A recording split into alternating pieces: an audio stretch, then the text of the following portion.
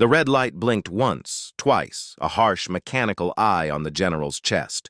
The accompanying beep was shrill, absurdly loud in the sudden, suffocating silence. Brigadier General Maddox, a man who had commanded battalions in Fallujah, stood frozen. His knuckles were white around the stock of his laser rifle, his jaw slack with pure, unadulterated shock. He slowly looked down at the sensor, then back up at the person standing before him. The dust motes danced in the Afghan sun, streaming through the windows of the makeshift CQC house.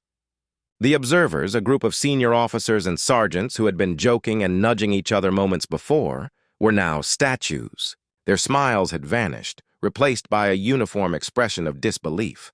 All eyes were locked on the slight figure who had just accomplished the impossible. Specialist Elena "Laney" Petrova stood her ground, though every instinct told her to shrink away. The oversized combat vest felt like a lead weight. The simulation rifle in her hand suddenly felt alien again. The brief, terrifying clarity that had possessed her was gone, leaving behind a cold wave of dread. What had she done? She had just humiliated a one-star general. Her career, the quiet, invisible life she had carefully built, was over. It had lasted exactly 4 seconds. She could hear her own heartbeat thumping in her ears, a frantic drum against the silence. She risked a glance at the faces in the crowd.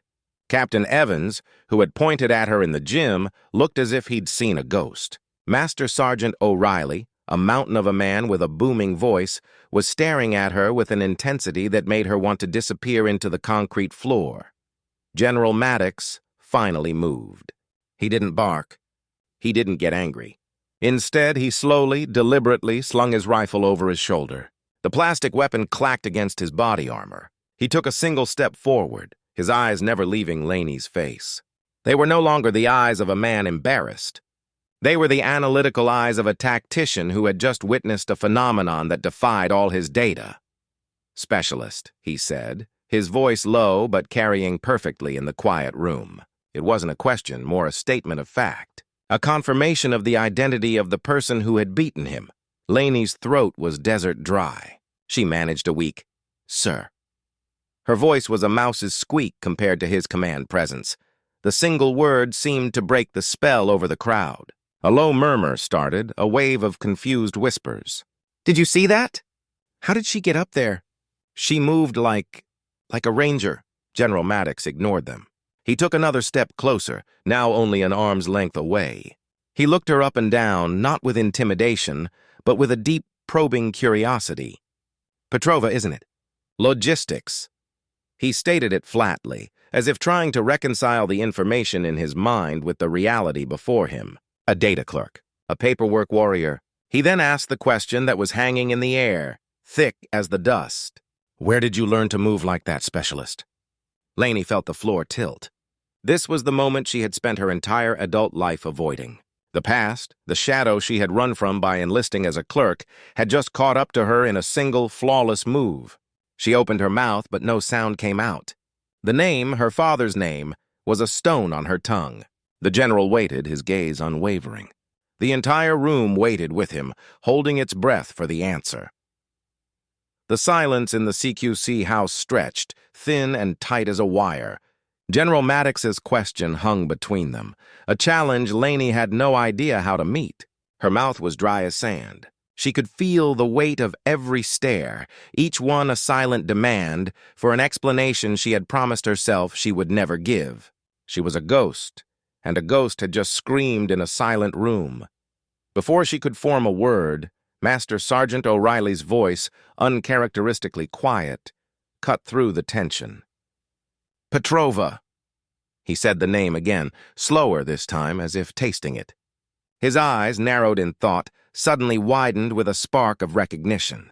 "Alexei Petrova. Gunny Petrova. Your father?" The name landed like a mortar round. A ripple of understanding moved through the assembled NCOs. The younger officers looked confused, but the older salts, the men with salt and pepper hair and faded tattoos, nodded slowly. The legend of Master Gunnery Sergeant Alexei the Gunny Petrova was Marine Corps lore, a force of nature, a hand-to-hand combat instructor whose methods were as brutal as they were effective. Laney felt the heat rise to her cheeks. She gave the smallest, most reluctant nod imaginable. It was a confession. The invisible wall she had built around herself for years crumbled to dust in that single gesture. General Maddox let out a soft, sharp breath, almost a laugh of disbelief. "Gunny Petrova. I should have known." He looked at Laney with entirely new eyes. The confusion was gone, replaced by a dawning, profound respect. "I went through a course with him at Quantico 20 years ago. He dropped me on my backside more times than I can count. The man was an artist." He shook his head, a wry smile touching his lips. "It seems the apple doesn't fall far from the tree." The comment, meant as a compliment, felt like a knife twist. That was the whole problem. The entire reason she was here, in an army uniform, buried in a logistics database. She had spent her life in that tree's shadow, trying to plant her own roots somewhere else. She had joined the army precisely because it wasn't the Marines. She had chosen a support job to be anything but her father's daughter. The crowd began to disperse, the spell broken. The story was already spreading, mutating with each retelling. The shy clerk was gone, replaced by a myth in the making. Laney stood frozen, the heavy vest suddenly feeling like it was made of lead. The general's aides clapped him on the back, making jokes about being beaten by a Legends kid. But General Maddox didn't move. He watched her. He saw not the triumphant warrior, but the conflicted young woman. He saw the shame where there should have been pride. He saw the fear of a shadow that was now longer than ever. "Walk with me, Specialist," he said, his tone leaving no room for argument. He turned and started toward the door, not waiting to see if she followed. Laney, her limbs moving on autopilot, unslung the rifle and vest, dropping them on a bench with a clatter that echoed in the now empty room. She fell into step behind him, a condemned man walking toward a sentence that felt, terrifyingly, like a beginning. The Afghan sun was a hammer on the cracked tarmac as Laney followed the general. Each step felt heavy, her boots scuffing against the ground. She kept her eyes fixed on a spot between his shoulder blades, a soldier's habit. The weight of the encounter in the CQC house was still pressing down on her. She expected a reprimand, a quiet conversation about respect for the chain of command, about knowing her place. Instead, General Maddox led her away from the main headquarters buildings, toward a quieter section of the base near the runway. The roar of a departing C-130 Hercules momentarily drowned out all thought. He stopped near a chain-link fence overlooking the vast, dusty expanse of the airfield. The mountains in the distance were a hazy purple wall. He didn't look at her at first, his gaze fixed on the horizon. "I meant what I said back there," he began, his voice calm, almost conversational. "Your father was an artist. He understood violence as a precise language. Most soldiers learn a few crude phrases. He was fluent." He finally turned to face her, his expression unreadable. "What I don't understand, Specialist, is why someone with that fluency is hiding in a database." Laney's heart thudded against her ribs. This was the question she had been dreading. She swallowed hard, searching for the safe, rehearsed answer. I wanted to serve my own way, sir." Maddox gave a short, dismissive shake of his head. "That's the answer you give to a career counselor. I'm not asking for the brochure version. I saw your eyes in there. Right before you moved. That wasn't someone who wanted to serve their own way. That was someone who was terrified of what they are capable of." His words hit her with the force of a physical blow. They stripped away the flimsy excuse she had clung to for years. She looked down at her hands, suddenly feeling exposed. The sounds of the base, the distant hum of generators, the shouted commands, seemed to fade away. "It's a long shadow, sir," she whispered, the words escaping before she could stop them. "The gunnies?" Maddox asked softly. Laney nodded, still unable to meet his gaze. Everyone expected him. They expected the same voice, the same walk, the same everything. I joined the army to get away from the comparisons. I thought if I was just a number, just a name on a roster, I could be me. She finally looked up, her eyes glistening. And now, because of 5 seconds, I'm just Gunny Petrova's daughter again. General Maddox was silent for a long moment, watching a pair of Blackhawks skim the perimeter. "I see," he said, his tone thoughtful. "You think what happened in there defines you as his daughter." He turned his full attention back to her, his gaze sharp and direct. "You're wrong, Specialist. What happened in there defined you as Elena Petrova. He may have taught you the language, but you're the one who just spoke it with perfect, devastating clarity. That wasn't his victory. It was yours." He let the statement hang in the dry air between them. For the first time, the knot of anxiety in Laney's chest loosened just a fraction. No one had ever put it that way. It had always been about living up to him or running from him. The idea that her skill could belong to her and her alone was a foreign, terrifying, and thrilling concept. "Get some chow," the general said, his tone shifting back to command. "I have a meeting, but be in my office at 0800 tomorrow. Don't be late." He didn't wait for a response. He simply turned and walked away, leaving her standing by the fence, alone with the echoes of his words and the dawning realization that her carefully constructed world had just been permanently rearranged. The night was the longest of her life. The hum of the generators outside her hooch sounded like a jeering crowd. Every time she closed her eyes, she saw the blinking red light on the general's vest, heard the shocked silence, felt the terrifying clarity of those few seconds. The words, "I have a meeting," echoed in her mind. A simple phrase that felt like a death sentence or a reprieve. She couldn't tell which. Would he reassign her? Send her to some infantry unit where she would be a curiosity? A freak? Or would he simply file a note in her record, ensuring she remained a clerk forever but now with a target on her back? She arrived at the general's outer office at 0750, her uniform perfectly pressed, her heart trying to beat its way out of her chest. The aide, a stern-faced sergeant, merely nodded and pointed to a hard plastic chair. The clock on the wall ticked with agonizing slowness. At 0800 precisely, the sergeant's phone buzzed. He listened for a moment. "The general will see you now, specialist." General Maddox's office was surprisingly sparse. A large map of Afghanistan dominated one wall, dotted with colored pins. His desk was neat, holding only a computer and a framed photo. He wasn't sitting behind it. He was standing by the map holding a thin file folder. "Specialist Petrova," he said, without turning around. "Close the door." The command sent a fresh jolt of anxiety through her. She did as she was told, the click of the latch sounding final. He turned and gestured for her to sit in one of the two chairs facing his desk. He remained standing, a powerful presence in the quiet room. He dropped the folder on the desk between them. It was her personnel file. It looked pitifully thin. "I spent last night reviewing your record," he began, his tone neutral, analytical. "Top secret clearance, flawless efficiency reports. Your superiors consistently note your attention to detail, your quiet competence." He paused, tapping a finger on the folder.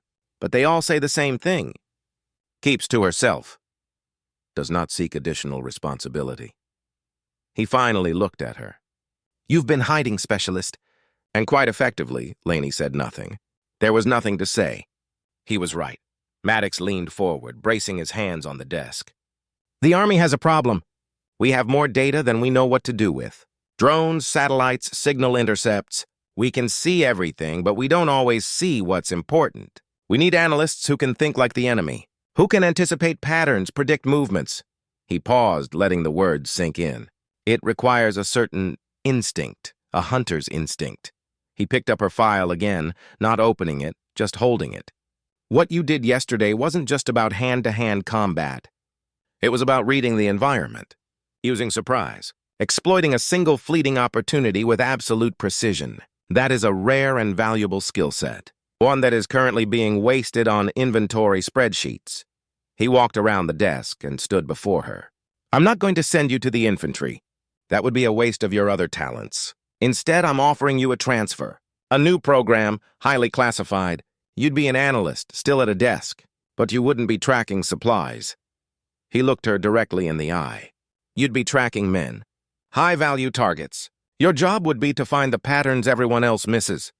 Laney's mind reeled. It was the last thing she had expected. A desk job, but not her desk job. A role that demanded the very part of herself she had tried to bury. "The choice is yours, specialist," he said, his voice low and serious. "You can go back to your database. No one will think less of you. Or you can step into a role that will use all of you. The clerk and the hunter. What's it going to be?" The word was out of her mouth before the thought had fully formed in her mind. "I'll do it, sir." There was no hesitation, no tremor in her voice. It was a simple, solid fact. The fear was still there, a cold knot in her stomach, but it was now overshadowed by something else, something she hadn't felt in years, a sense of purpose that was entirely her own. General Maddox gave a slow, approving nod. "Good." He moved back to his desk and pressed a button on his intercom. "Sergeant, bring in Captain Mitchell." He looked back at Laney. "You'll be working directly for him. He runs the program. He's a good man. A little intense, but you can handle it." The door opened, and a man in his late 30s entered. He was lean, with a sharp, intelligent face and eyes that missed nothing. He wore a flight suit, but there were no wings on his chest, only a name tape that read, Mitchell. His handshake was firm and brief. "Specialist. The General's been telling me stories." His voice was dry, with a hint of a smile that didn't quite reach his eyes. "Captain," Laney said, standing a little straighter. Mitchell turned to the General. "I've cleared her for the vault, sir. We can start the orientation immediately." The vault turned out to be a windowless, climate-controlled room deep within a secure wing of the headquarters. The air hummed with the sound of servers. The walls were covered in large plasma screens, displaying maps of Afghanistan and Pakistan, dense with icons and flowing lines of data. It was a world away from the chaotic buzz of the main TOC. Here, the atmosphere was one of focused, silent intensity. A few other analysts, both male and female, sat at workstations, their faces illuminated by the glow of their monitors. They glanced up as Mitchell and Laney entered, their expressions curious but professionally neutral. Mitchell led her to an empty workstation. "This is you. Your access codes are already loaded." He gestured to the main screen, which showed a complex web of lines connecting villages along the border. "This is your new database, Specialist. Forget supply manifests? This is the movement of people, money, and weapons. Your target is a man called the Architect. He's a bomb maker, a very good one. He's responsible for the last 3 IEDs that hit our convoys in Paktika." He zoomed in on a cluster of villages. "We have drone footage, signal intercepts, local informant reports. It's all here, but it's noise. We can't pin him down. He moves like a ghost." Mitchell turned to her, his gaze direct. "The General thinks you have an eye for patterns. So find one. Look at this data not as a clerk, but as a hunter. Where would you hide? How would you move? What feels out of place?" Laney sat down, her fingers hovering over the keyboard. The sheer volume of information was overwhelming. But as she stared at the screen, a strange calm settled over her. This was a puzzle. A deadly one, but a puzzle nonetheless. She began to click through the files, her eyes scanning the data with a new focus. She wasn't just Elena Petrova, the shy clerk. She wasn't just Gunny Petrova's daughter. She was a hunter being given a scent. And for the first time, the prospect didn't terrify her. It felt like coming home. The next 72 hours blurred into a cycle of caffeine, code, and concentration. Laney's world shrank to the glow of her monitor and the endless streams of data. She learned the rhythm of the vault. The quiet clicks of keyboards, the occasional low murmur between analysts, the way Captain Mitchell would stand behind her, watching silently for minutes before moving on. He never offered praise, only pointed questions. Why that vehicle? What about the time pattern? He was pushing her, forcing her to articulate the instincts she had always suppressed. She ignored the obvious patterns, the routes the other analysts were already tracking. Instead, she fell back on the lessons of her childhood, not the combat moves, but the mindset. Her father had always preached about the unseen space, the spot a person would naturally avoid because it seemed too exposed, or the move that seemed illogical but created the greatest advantage. "Everyone looks for the ambush in the alley," he'd say. "No one expects it in the open square." She began focusing on the anomalies that others dismissed as irrelevant.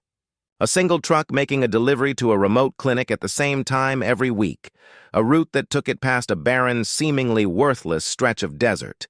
The drone footage showed nothing. No structures, no people, just rock and sand.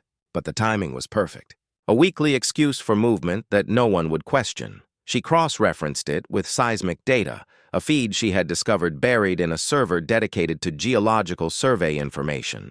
It was a long shot, a hunch that felt more like a memory of her father's voice than logical analysis. And there it was. A tiny, regular vibration, barely a blip on the sensor coinciding with the truck's passing. It wasn't natural. It was too rhythmic, too mechanical. Her heart began to pound, a familiar, focused adrenaline she hadn't felt since the CQC house. She pulled up older satellite imagery, going back months. She scanned the empty area pixel by pixel, and then she saw it. Not a structure, but a shadow, a slight discrepancy in the way the light hit the ground. It was a cleverly camouflaged entrance to an underground space. A tunnel complex. The truck wasn't making a delivery. It was a lookout, a trigger. The vibration was likely from generators or machinery deep below the surface.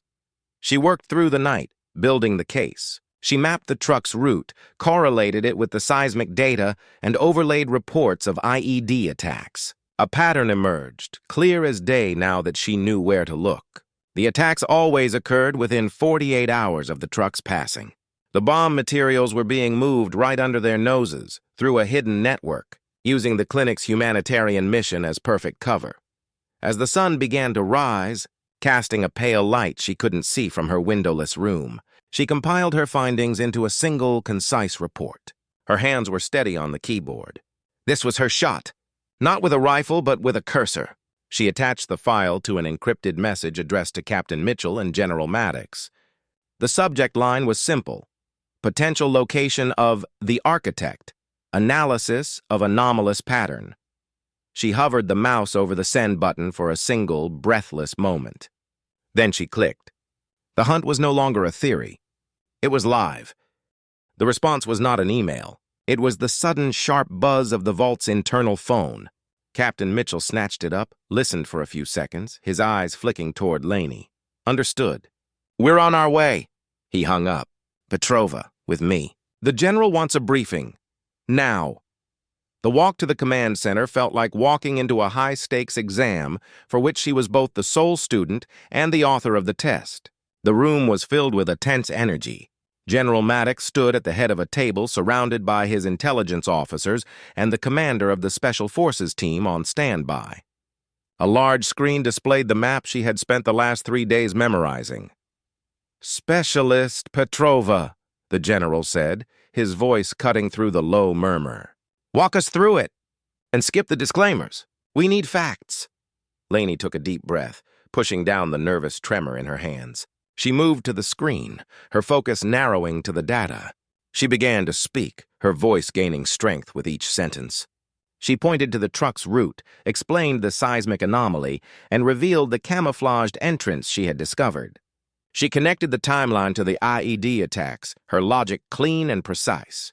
She was no longer the shy clerk.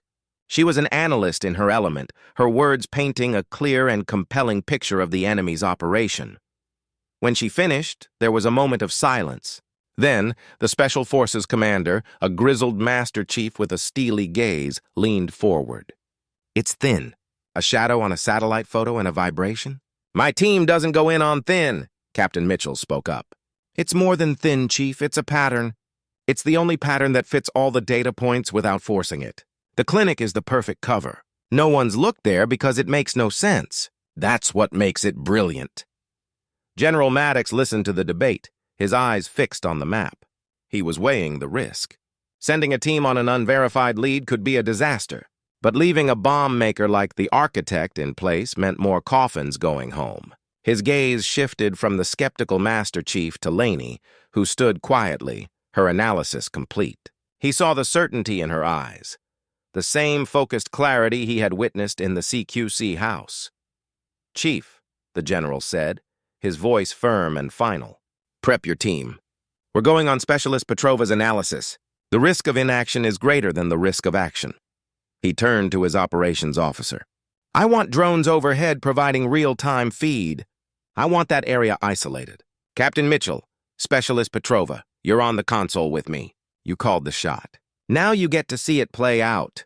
The room erupted into controlled chaos as the mission was set in motion. Laney followed Mitchell back to the vault, her heart hammering. This was no longer a data exercise. Lives were now moving on the coordinates she had provided. The weight of that responsibility settled on her shoulders, heavy and terrifying. The hunter had scented the prey, and now the hounds were being released. There was no turning back. The vault was silent except for the crackle of the live radio feed. On the main screen, a grainy video from a Predator drone showed the barren stretch of desert. It was a bird's-eye view of her theory. Laney sat rigid at her console, her hands clenched in her lap. Captain Mitchell was a calm presence beside her, his eyes fixed on the screen. General Maddox stood behind them, a statue of focused intensity.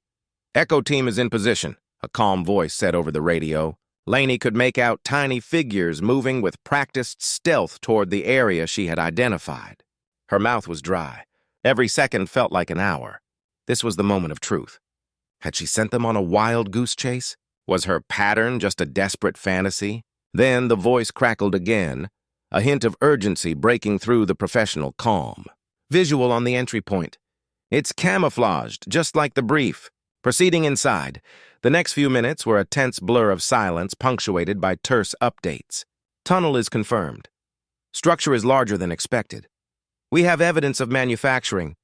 Wires, timers."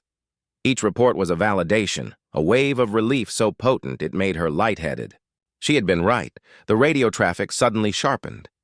"Contact! Multiple enemy fighters in the rear chamber." The sound of suppressed gunfire echoed through the vault's speakers. Laney's heart leaped into her throat. This was the cost. This was the reality behind her data points. The firefight was short and brutal. 2 enemy KIA, 1 detained. No friendly casualties. The team leader's voice was steady again. "And we have the primary target. Repeat, we have the architect. Alive and secured." A quiet cheer went up from the other analysts in the vault. Captain Mitchell allowed himself a tight smile. But Laney just sat there, absorbing the words. They had him. Because of her, General Maddox placed a firm hand on her shoulder.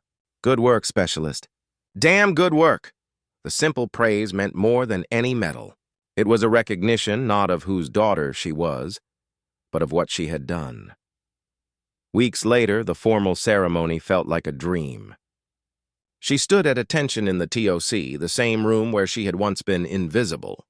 Her uniform was crisp, her posture straight. General Maddox stood before her, holding a small blue box. "Specialist Elena Petrova," his voice boomed, filled with genuine respect. For exceptional analytical skill and keen instinct that directly led to the capture of a high-value target, preventing further loss of American and Allied lives, I am proud to award you the Army Commendation Medal. He pinned the medal to her chest. The medal was cool against her uniform. As she saluted, her eyes swept across the room. She saw the faces of the soldiers who had once overlooked her. Now, they looked at her with respect. But more importantly, as she held the salute, she felt a quiet, solid confidence within herself. The shadow was still there, but it no longer dwarfed her. She had stepped into her own light.